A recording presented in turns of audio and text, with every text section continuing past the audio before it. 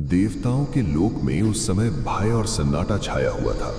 आकाश की नीली आभा म्लान पड़ चुकी थी और दिशाओं में गूंजता था एक ही नाम, तारकासुर। वो असुर जिसे वरदान प्राप्त था कि कोई भी देव उसे पराजित नहीं कर सकता, अब तीनों लोकों पर अपना आतंक फैला चुका था।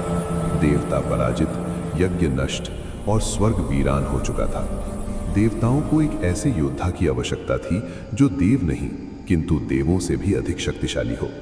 उसी समय कैलाश पर्वत पर एक दिव्य घटना घटित हुई। भगवान शिव की तपस्या और माता पार्वती की करुणा से एक तेज उत्पन्न हुआ, अग्नि समान प्रचंड, सूर्य समान दीप्त। ये तेज गंगा की पवित्र धारा में प्रवाहित हुआ और वहीं से जन्म हुआ एक बालक का। 6 कृतिकाओं ने उस बालक का पालन किया, इसलिए उसका नाम पड़ा कार्तिकेय।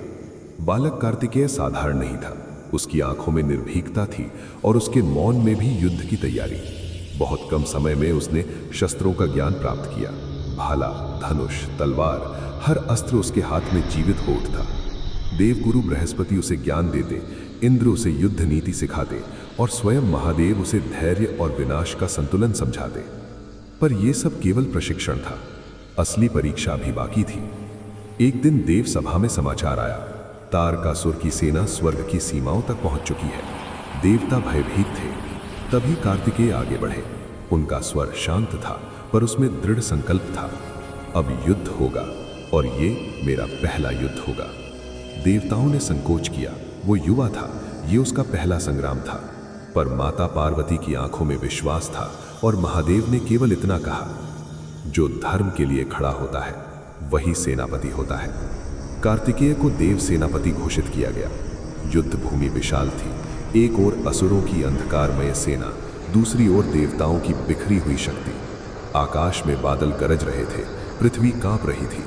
तारकासुर स्वयं युद्ध भूमि में उतरा, भयंकर, अहंकार से भरा हुआ। उसने गर्जना की, कौन है जो मुझे चुनौती देगा? कार्तिकेय आगे बढ़े, उनका भाला चमक उठा। ये केवल अस्त्र नहीं था, ये धर्म का प्रतीक था। युद्ध आरंभ हुआ। तारकासुर की शक्ति अपार थी, हर प्रहार से पर्वत टूट रहे थे। कुछ क्षणों के लिए लगा मानो युवा योद्धा दबाव में है, लेकिन यही वो क्षण था जहां कार्तिकेय योद्धा से नायक बने। उन्होंने अपने भीतर के भय को त्याग दिया। उन्हें अपने प्रशिक्षण की नहीं, अपने उद्देश्य की याद आई। एक अंतिम प्रहार, पूर्ण एकाग्रता के साथ कार्तिकेय का भाला आकाश चीरता हुआ आगे बढ़ा और तारकासुर के अहंकार का अंत कर दिया। युद्ध भूमि शांत हो गई। देवताओं ने पहली बार न केवल विजय देखी बल्कि एक नायक का जन्म भी देखा। कार्तिकेय ने कोई गर्व नहीं दिखाया, उन्होंने केवल आकाश की ओर देखा, नमन किया और कहा, ये मेरी जीत नहीं, ये धर्म की जीत है।